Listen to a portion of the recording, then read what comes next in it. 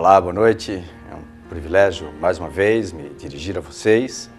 Em primeiro lugar, desejando que a paz de Deus, que excede a todo entendimento humano, possa estar presente em tua vida, possa estar guardando a tua caminhada. Nós temos sido, ultimamente, bombardeados aí por uma série de notícias, mortes brutais, desrespeito à vida humana, que chegam a trazer uma certa angústia aos nossos corações. Essa semana, conversando com uma amiga, querida companheira, na área de educação, ela me disse que o sentimento que havia em seu coração depois de ouvir um desses noticiários aí era de tormento, era de angústia. Isso me trouxe imediatamente à mente um texto da primeira carta de João, lá no capítulo 4, versículo 18 e 19, que nos revela o seguinte: no amor não existe medo. Antes, o perfeito amor lança fora todo medo. Ora, o medo produz tormento. E aí eu pude perceber, pelo diálogo com essa companheira, que o que ela estava sentindo é exatamente aquilo que está em muitos corações, podendo até mesmo nesse momento estar fazendo parte da tua vida. O medo.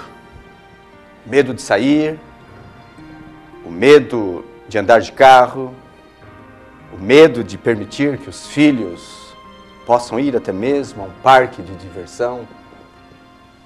Tudo isso é atemorizante. E eu creio que o que nós mais precisamos nesse momento em nossa sociedade é nos alimentar de amor.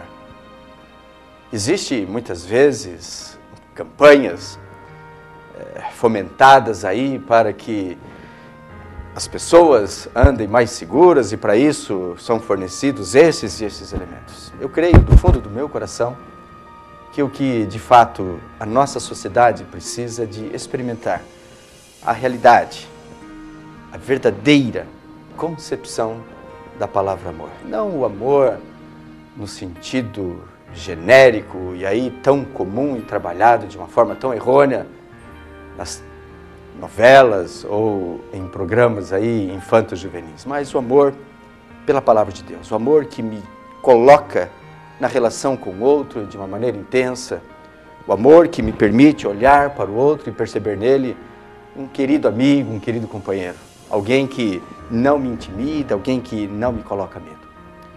É verdade que o medo sempre esteve presente na sociedade, até mesmo em alguns instantes, o medo nos é um elemento positivo, pois nos afasta de determinados perigos. Um texto lá no livro de Gênesis, bem no início da palavra de Deus, quando os nossos primeiros pais, Adão e Eva, haviam se perdido na relação com Deus, eles acabam fugindo da presença de Deus. O livro de Gênesis, lá no capítulo 3, nos diz o seguinte, lá no versículo 9 e 10, quando Deus procura esse casal. Aonde você está? É a pergunta de Deus. E Adão, então, voltando-se para Deus, diz de uma forma bastante clara: ouvi a tua voz, e porque estava nu, tive medo e me escondi. A nudez de Adão não era física, mas era a nudez da vergonha, a nudez de não ter tido a coragem de comprometer-se com aquilo que Deus havia estabelecido como regra prioritária na relação com o ser humano. O medo é um elemento importante, às vezes, em nossa vida, mas que, se utilizado de uma forma errônea, ele pode ser um instrumento que nos atemoriza de tal maneira que traz a paralisia. Eu amo a palavra de Deus. porque a palavra de Deus coloca a realidade daquilo que é o ser humano. Ela não floreia a relação do ser humano com Deus. Ela não aponta somente para heróis bíblicos, mas ela nos fala das crises existenciais de que os nossos homens inscritos na Bíblia experimentaram em suas vidas. Eu gostaria de conversar com você neste momento, rapidamente, sobre 3 coisas que o medo pode acarretar ou pode proporcionar à nossa vida. O medo, ele faz aflorar em nós sentimentos antagônicos, de confusão, de angústia e até mesmo, por que não dizer, sentimentos infantilizados. Quando nós olhamos de uma forma errada para a crise, nós permitiremos que o medo nos domine. Tem sido comum, diante de tantas notícias negativas que chegam aos nossos ouvidos, olharmos para o mundo e acharmos que já não há mais esperança, que o mundo não tem mais jeito, que a família está destruída e nós precisamos aceitar assim e ponto final. Não, isso não é uma verdade. Nós precisamos resgatar o nosso olhar acima de tudo e percebermos, sim, a realidade do medo. Mas entendermos que tudo isso pode ser um instrumento que nos aponta para a realidade da existência de Deus em nossas vidas. Lá no livro de Números, capítulo 13, versículo 33, o povo de Deus havia saído de uma grande encrenca, o cativeiro lá no Egito. Um tempo terrível, um tempo de angústia. Mas agora o povo é estimulado a caminhar para a terra prometida, o lugar da paz, o lugar da felicidade, o lugar onde a plenitude de Deus poderia habitar. E a liderança desse povo estimula para que alguns possam espiar, olhar a terra para ver o que lá havia. Dos 12, 10 voltaram com mensagens complicadas. É verdade, eles diziam, você pode encontrar isso lá no livro de Números, capítulo 13. É verdade, sim, que a terra é boa, que existem coisas muito positivas, mas também é verdade que lá existem gigantes que nos fazem ver aos nossos próprios olhos, sermos parecidos como gafanhotos. Essa é a expressão utilizada. O povo que foi chamado para ser conquistador, agora olha para si e se percebem diante de uma realidade estimulada pelo medo que eles são parecidos como gafanhotos. Quantas vezes você, meu querido amigo, minha querida amiga, possa também estar com desejos de avançar, com desejos de conquistar, mas o medo pode, nesses momentos, querer dominar o teu coração e você se achar incapacitado ou incapacitada. O fato é que este povo teve que percorrer um longo caminho até entrar neste lugar maravilhoso que a palavra de Deus nos diz. Ou seja, o medo fez com que fosse postergado para muito além daquilo que Deus havia prometido.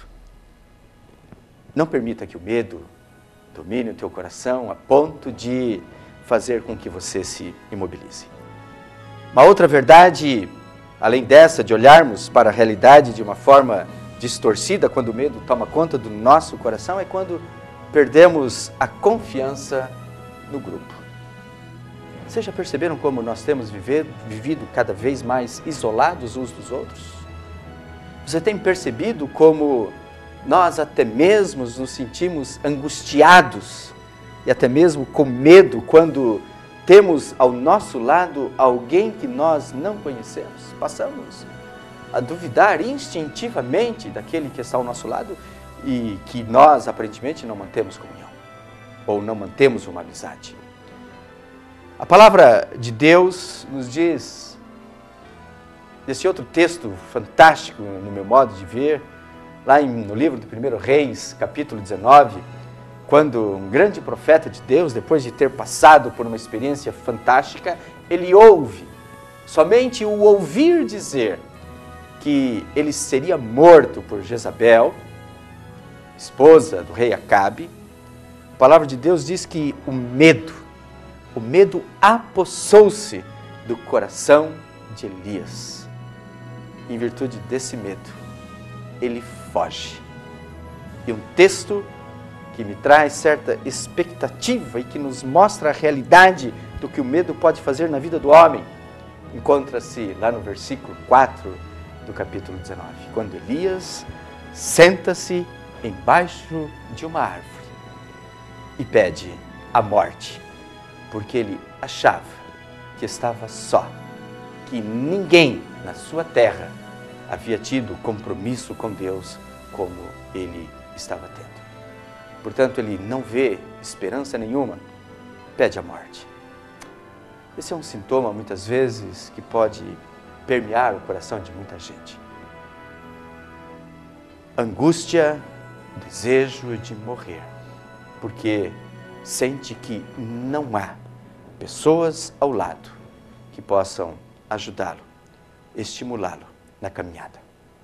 Queridos, eu quero te dizer que, ainda que todos possam nos abandonar, a palavra de Deus diz que Deus jamais nos abandonará. Se todos, de fato, até mesmo nosso pai e a nossa mãe, nos deixarem de lado, Deus nunca nos deixará. E foi exatamente esse o propósito, depois do final da conversa de Deus com o grande profeta Elias, que teve restaurado, que teve as suas forças renovadas por esse contato com Deus. Terceiro fator que pode, ou que o medo pode nos proporcionar, é quando nós perdemos a capacidade de vislumbrar Deus em nossa vida. E um texto até mesmo jocoso, nós encontramos lá em Mateus, e também nos Evangelhos, Mateus capítulo 14, por exemplo, quando os discípulos de Jesus estavam de madrugada sobre um pequeno barco, em um mar revoltoso, assim nos diz a palavra de Deus. E Jesus então vai ao encontro dos seus discípulos andando por sobre as águas, num simbolismo maravilhoso e fantástico, nos mostrando que o Senhor sempre estará acima de qualquer problema. O Senhor sempre terá o poder de andar por cima. Jamais Deus naufragará. Jamais Deus submergirá. Mas a palavra, na continuidade do texto, nos diz que quando os discípulos percebem aquela figura andando sobre o mar, diz-nos textualmente, apavorados, eles gritaram, é um fantasma. Quantos fantasmas nós podemos estar experimentando em nossa vida por termos perdido a visão do poder e da graça de Deus? Quantas vidas podem estar sendo atormentadas neste momento por pseudos fantasmas, de pseudas crises, que às vezes dominam nosso coração de tal maneira que nos fazem submergir. Jesus, então, percebendo a angústia, o apavoramento dos seus discípulos, responde imediatamente, coragem, coragem, não tenham medo, sou eu. Que palavras poderosas do Mestre para o teu, para o meu, para o nosso coração. Coragem. Permita que a coragem de Deus, ou a coragem que procede de Deus, domine a nossa vida e não nos imobilize, não nos deixe trancados, não nos deixe angustiados, imperceptíveis à realidade do nosso mundo tão carente e tão necessitado. Meu querido amigo, minha querida amiga, que a palavra de Deus, que é poderosa para trazer à nossa existência ou à existência da nossa realidade uma verdade que está acima de tudo, possa se fazer presente na tua vida, na caminhada deste e de todos os demais dias da tua vida. Que a graça de Deus, que o amor de Deus realmente possa dominar. Para encerrar, eu gostaria de novamente ler o texto do início, o texto usado para a nossa mensagem deste tempo. No amor não existe medo. Antes, o perfeito amor lança fora todo medo. Seja feliz. Este é o propósito de Deus para a tua, para a minha, para a nossa vida. E nós, mais uma vez, nos colocamos à sua disposição, lá na Igreja Presbiteriana Independente em Bela Vista, Rua Dionísio de Camargo, 105. Temos os nossos encontros, mas o principal deles, nosso culto, domingo à noite, às 19 horas. Lá você será bem recebido. Tenha certeza disso. Uma semana abençoada, uma semana muito feliz. Deus te abençoe. Amém.